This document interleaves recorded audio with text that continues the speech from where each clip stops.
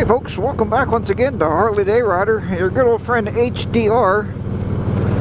Out here once again on the lovely Harley Electric Glide, a 2011 Classic.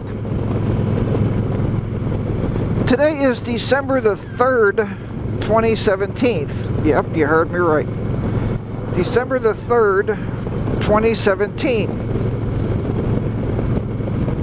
The weatherman says, well, the temperature says on the phone anyway, that it's 52 degrees out. So he says. But again, you know, you always fight the wind chill factor, but still 52 out for the air temperature is a pretty decent day. Nice day to get out and take a little scoot on the bike. So Mrs. HDR is home right now, and she is currently decorating the house for Christmas, transforming our living space into a, you know, winter wonderland of lights and animated Santa Clauses and books and clocks that play Christmas music. So yeah, she's transforming our home. So I guess that's your topic for the day. Do you transform your home for Christmas? I mean, we put our lights, outside lights up about maybe it was last Saturday. I think we did last Saturday, I'm pretty sure, or Sunday, one of those 2 days. We went outside, hung the Christmas lights on the outside gutters of the house, and we decorated our front porch and put the poles up, you know, not the poles, but decorated the poles with lights. So it looks very festive. I asked her, I said, do you want me to bring the tree down from upstairs? And she said, no, not yet. Just go ahead and take a scoot on the bike. When you come back, I should be ready. So that's kind of my job, is, you know, the heavy lifting stuff. But she really enjoys decorating the house up. So I guess that's your topic for the day. Do you folks decorate your house up? Now, I know there's a lot of different religions out there. And some do, some don't. But or maybe you decorate it based on your faith, you know, whatever that may be, which is pretty cool. I mean, you always like to see different ways of celebrating holidays, that's for sure. But I think the big thing this year is when the grandson comes over, how he's going to react to the different animatronics that are in the house, you know, the animated Santa Claus or the snowman, and see if it's going to scare him or if he's going to chuckle and have some laughter of it. I hope it's the laughter part of it. You know, we don't know this year how he's going to do with Santa Claus. You know, when you take your kids that first couple years to sit on the laps of Santa Clauses, they tend to get frightened. I don't know if it looks like a big clown to them. Then I think after a few years, after they get the hang of it, and they're like, wait a minute. This old jolly old man here brings me presents and toys at Christmas. I better be, you know, polite. And I better sit and talk to this big red jolly man. And I think it takes a few years for them to get the hang of that. But it is the magical time of the year. You know, the part where you know, your kids are enjoying the holidays. I see a lot of people got these elves on the shelf. I know my son and his wife do. They have an elf on the shelf, and the idea there is, I guess, you hide it around each day, and you put it all over the house, and the kids know that the elf is watching them, and the elf is reporting back to Santa. And their job each morning is to find the elf. You know, where's the elf on the shelf? Is he on the shelf, or is he somewhere else? The other day, my daughter-in-law had a picture on Facebook. They actually had the elf up on top of their ceiling fan, hanging upside down, kind of watching the kids, I guess, from above. And that was pretty cool to see that happening. So right now, I'm currently on the way to the cemetery there. You know, that's another part of the holidays we do. And I visit the cemetery more than just the holidays. My old man is up here where I'm going right now. So that's where I'm currently heading. And, you know, you decorate the cemetery plot for the old man or your loved ones there if you go out and do that, but that's another part of our holidays that we do here. And I don't think that has really anything to do, there's another bike, anything to do with another religion. I just think it's something we do out of respect for those who passed away. I see a lot of wreaths up there already, a lot of flowers. Who knows when that was from, but this is the cemetery my dad's in, and we're going to turn up in here. You always got to be careful. They always have a lot of rock and gravel down here for some reason.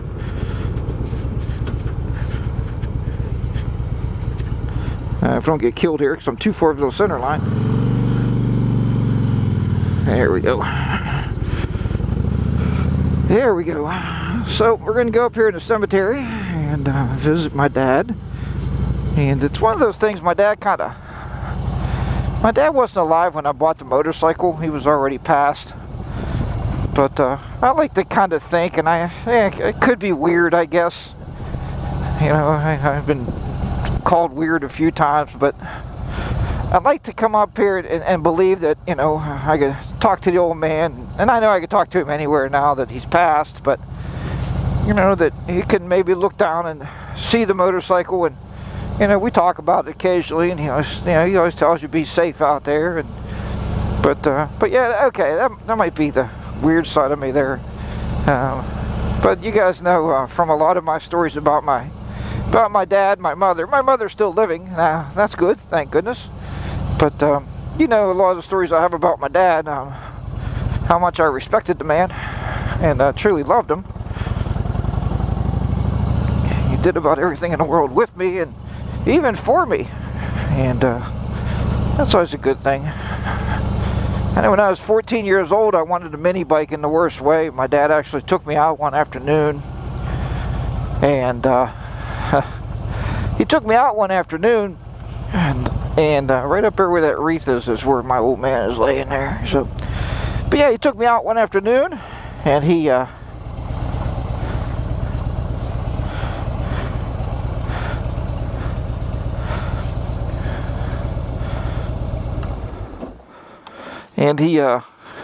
bought me a mini bike. He went out, and it was actually in Grants, I believe it was.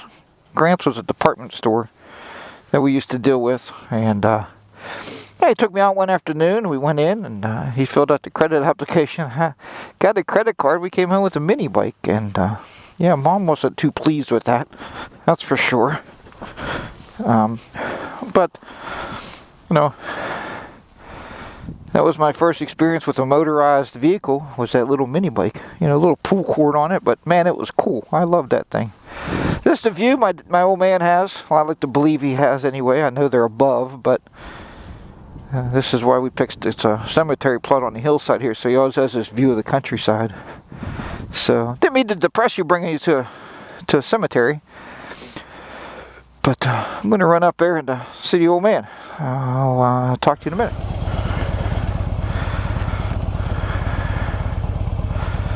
Alright.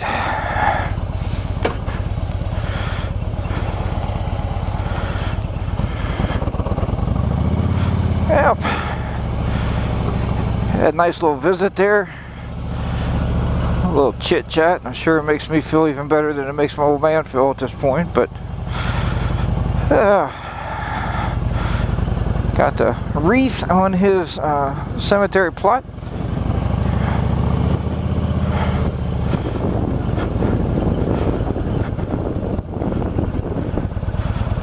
Navigate this small roadway coming out of here. It's a pretty nice wreath right there on a big stand. There's another one on a big stand right there. Yeah, people are out decorating. I often wonder, if you ever wondered if or what happens when all of the family is gone. You know, so all the family's gone, there's nobody able to take care of things anymore. That one there looks like he gave him some beer. Got some beer bottles sitting on the headstone. That's always kind of interesting to me, I guess. But you show your respect any way you can, and I think that's the cool thing. But yeah.